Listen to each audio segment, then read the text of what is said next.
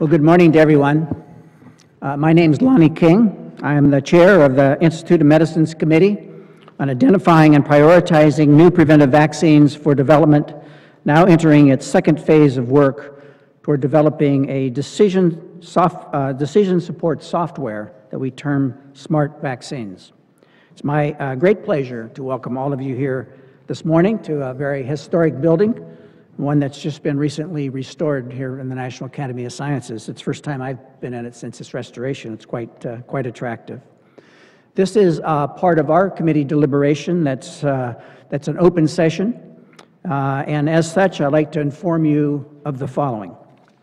The workshop is being organized to gather information to help the committee to conduct its study. This committee will review the feedback and information obtained during this workshop in an effort to inform its software development. Although opinions may be stated and lively discussion may ensue, no conclusions are being drawn, and no recommendations will be made at this time. In fact, the committee will deliberate thoroughly before refining the software and writing its draft report. Moreover, once the draft report is written, it must go through a very rigorous review process by experts who are anonymous to this committee, and the committee must then respond to this review with appropriate revisions that adequately satisfy the National Academy's Report Review Committee before it's ever considered as an Institute of Medicine report. So therefore, observers who draw conclusions about this committee's future work based on today's discussion will be doing so prematurely. Furthermore, individual committee members often engage in discussion and questioning for the purpose of probing an issue and sharpening an argument. So the comments of any given committee member may not necessarily reflect the position he or she may actually hold as part of this discussion, to say nothing of that person's future position that may actually evolve during the course of working through this project. So any inference about an individual's position regarding findings or recommendations in our final report at this stage are therefore also premature. So with that behind us, Smart Vaccines is a very unique product within the National Academies. It may actually be a very unique product in terms of the vaccine enterprise itself. Our main goal of this workshop is to obtain various stakeholders' feedback to inform the further development and enhancement of smart vaccines. The committee is interested in broad terms of obtaining your perspectives on the usefulness, usability, the data needs, application development, and the community efforts related to the software development. We have given each speaker the 5 questions that we would like them to address during this session, and we look forward to their input as we move ahead. I'd also like to acknowledge that we thought about not holding this because of the problems in the Northeast, and today we certainly think about our colleagues in the Northeast and the difficulties that they're having. We decided to go ahead with this process, but we do know that there have been difficulties for people getting here as part of the committee or part of the discussion. We appreciate your hard works and attempts to overcome those challenges. And we'll move ahead. There'll be some people that will be on the phone rather than be here in person. I'd also like to remind you the workshop is being webcast and it is being recorded. So during any questions and answers that you might have, please identify yourself and state your affiliation, and be sure to use our microphones as you do that. With that said as the backdrop, I'm very pleased now to introduce our first speaker to get us started, Dr. Bruce Gellin. Dr. Gellin is the Deputy Assistant Secretary for Health, the Director of the National Vaccine Program Office within U.S. Department of Health and Human Services. This study is being sponsored by the National Vaccine Program Office, as was the first phase. I now invite Dr. Gellin on stage for his comments. Bruce?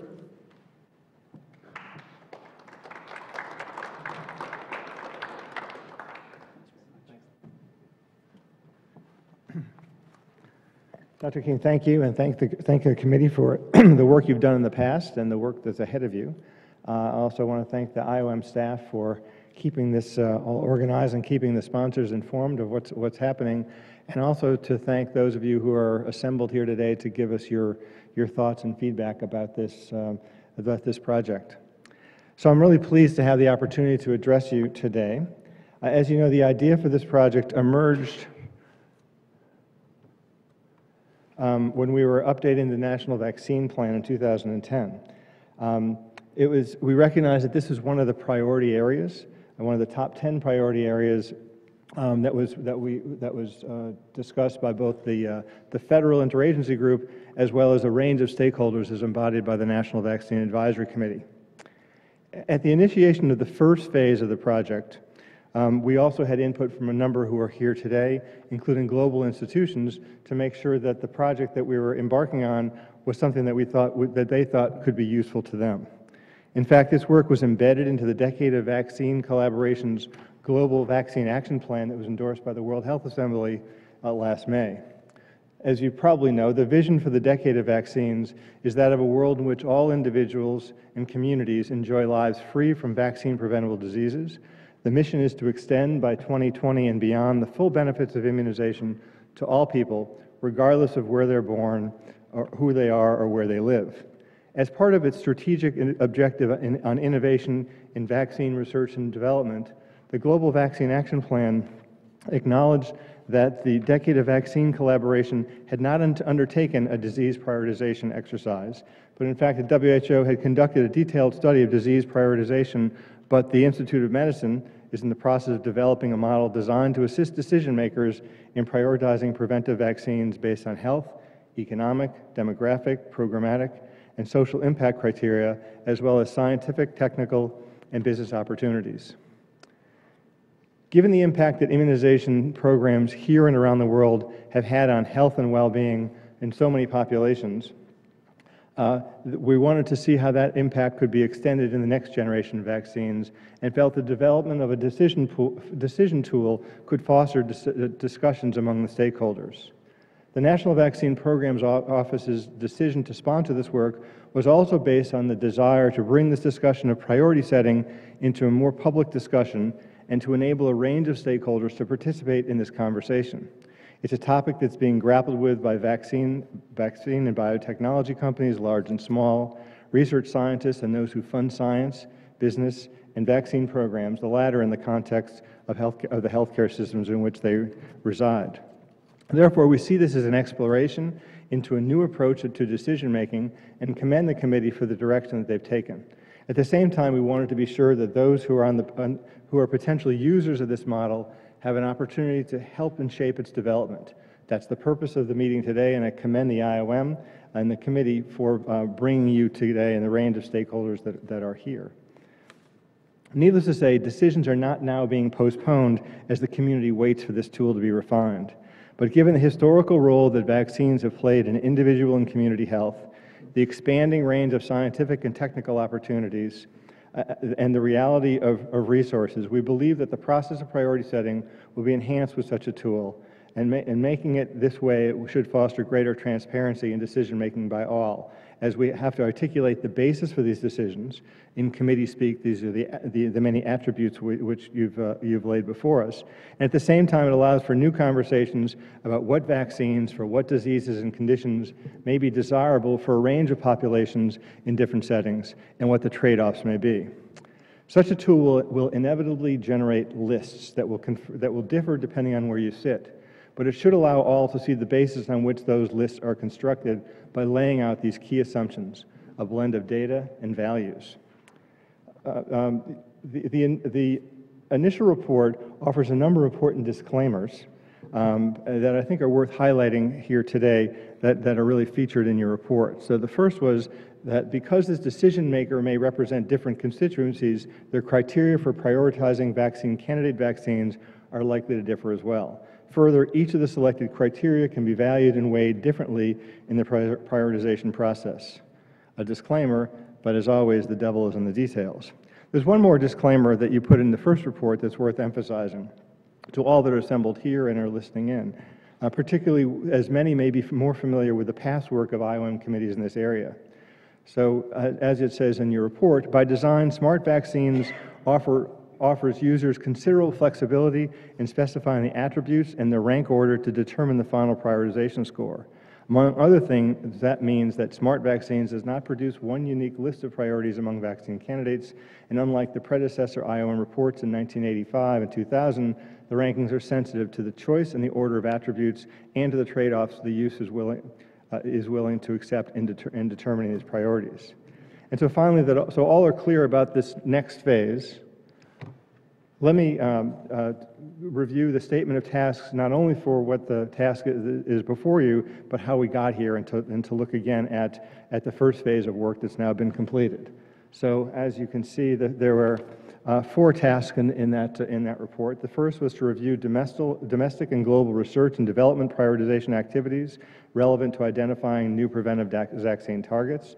The second was to develop an analytical framework and model for prioritizing vaccines of domestic and global importance and engage stakeholders to inform the process of the model development and implementation. The third was to test and validate the model using 2 or 3 predetermined vaccines, including one of both of domestic importance and one of global importance, and prepare a report containing the analytical framework and the model for evaluating and prioritizing these targets, along with recommendations on how to use the model for reviewing this catalog of preventive vaccines every 2 to 3 years. And now the task before us today is the second phase of this study, which is here we have assembled to engage the stakeholders and obtain feedback about the usefulness of the prototype model developed in phase 1 for prioritizing new preventive vaccines for development, to make modifications to the prototype model and test 3 additional predetermined vaccine candidates of domestic and global importance, and prepare a report containing the enhanced model, test results, and recommendations on how to use it for reviewing this catalog of preventive vaccines every 2 to 3 years. That's the charge. Let me give you some of my initial reflections on reading this fresh. One of them, as we see in task 2, was to make modifications to the prototype model and test 3 additional predetermined vaccines of domestic and global importance. I guess I'd like to hear more about the committee's thinking, and particularly to put that as a question before some of the panelists about what are the kinds of criteria that should be engaged. I'm sure people have their favorites that they'd like to enlist, but I think that having some principles and criteria for selecting these candidates for this next phase would be important. I can give you a few, and again, this is just to start that process, but should we look at some historical examples so we can actually look and see how the model would have predicted them had the model been available at the time, since we know what happened? Should we look at the impact that changes on attributes such as thermal stability, novel delivery systems, a reduced number of doses may have on programs? There are many ways to approach this, but I think it's important to hear from the many stakeholders about the kinds of considerations that should go into the selection for the next round. There's also a discussion of this every 2 or 3 years, so I'd like to hear from the assembled about their sense of what's the right frequency for running this model and who best should do it. I mean, the project here is to bring this model forward, but it's not to continue to run it necessarily. So I'd like to get your thoughts on where this should go and how best this should be organized. More broadly than these specific tasks, there are a few other areas that I would like to hear the stakeholders' perspectives on, and they fall under these general categories of data, predicting the unknown, management and access to the model, unintended consequences, complexity, and the opportunity for a test drive. So on data, there's been many discussions about this, but I really welcome your thoughts on where the data is going to come from to populate the fields and how the quality can best be ensured and assessed, and particularly as it evolves over time. On predicting the unknown is how do we handle the ability to project the performance of a vaccine that hasn't yet been created. Everyone in this audience and those viewing are very familiar with surprises, both good and bad, that only come when a vaccine has been used more broadly in the population. Those are some of the attributes that are going to be put in the front end, and clearly there's no way to, unless you have a better crystal ball than others, to know how to predict those and how we anticipate some of that into the future. The third is the management and access to the model. At the end of this phase of the project, version 1.0 is available. So I'm not sure, is this, what number is this? Is this 0.5, 0.9, somewhere in there? We'll have a poll, we'll have a clicker poll to see where people think this is from 0 to 1. But 1.0 is going to be the final product. And the question again is where it should live and who should manage and how it should be managed. And particularly as there are likely, we hope that this is a basis for enhancements for version 2.0, 3.0, and maybe even 8.0 sometime. But an underlying principle, since this was funded by public funds, is that this should be available to the community broadly. We want to make sure that that happens. And in a sense, I see this as an analogy to the programs that NIH has under Carol's leadership, where there are a range of services that are provided to facilitate vaccine development. In NIH's lane, it's research tools and technologies, reagents, sequencing, genotyping, and the rest. But these are things that are available to the community broadly. I see this as being a potential tool and want to make sure that it's available as well. Unintended consequences are hard to predict as well, but I'd like to at least have people think about how this model in the wrong hands or used in the wrong way could actually cause more harm than good. I mean, there are I've heard a number of discussions about that, so I'd like you to think about that as well, and then if there are things that we can think about that we could then potentially mitigate. Complexity. This is a hard piece of work to approach. And I think that those who are not engineers probably had more trouble with it than those who are in trying to read into this thing and figure out what's actually happening as you see screenshots of a model with 29 attributes. I think that decision science tells us that there's a law of diminishing returns, so not all 29 are relevant. I think the question is how we deal with those, and do we have the right number, the right ones out there? We'd like to hear about that some more. But obviously this is a very complex undertaking. And the committee has already received some feedback about that, but I think some more discussion about dealing with that complexity going into the future would be helpful. And then finally, the test drive. I mean, my analogy is that when you go and you want to try to you're thinking about buying a new car by a new manufacturer, you don't want to go to the dealership and have him show you screenshots of a professional driver driving the car. So while 1.0 is the end product of this, I think that somewhere along the way, the opportunity to people to kick the tires and put their hands on the wheel, smell the leather, is really going to be important to try to get a sense of how this model could actually play in real life. So my role on the agenda here is to review the statement of task at this part of the process and to entertain any question the committee may have. But my role here today is really more broadly is to listen to the committee's thinking and to those of the many people who are assembled on their thoughts about the direction of this project and how it may go into the future. So I thank you for this opportunity.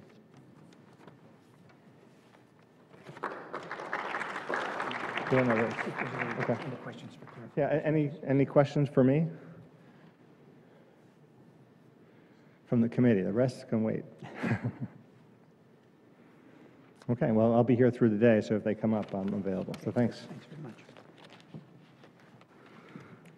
Dr. Gallon, thank you again we appreciate that overview and also your support and leadership in Phase 1 and 2 and your concrete charge to this committee and further considerations for us as we go forward.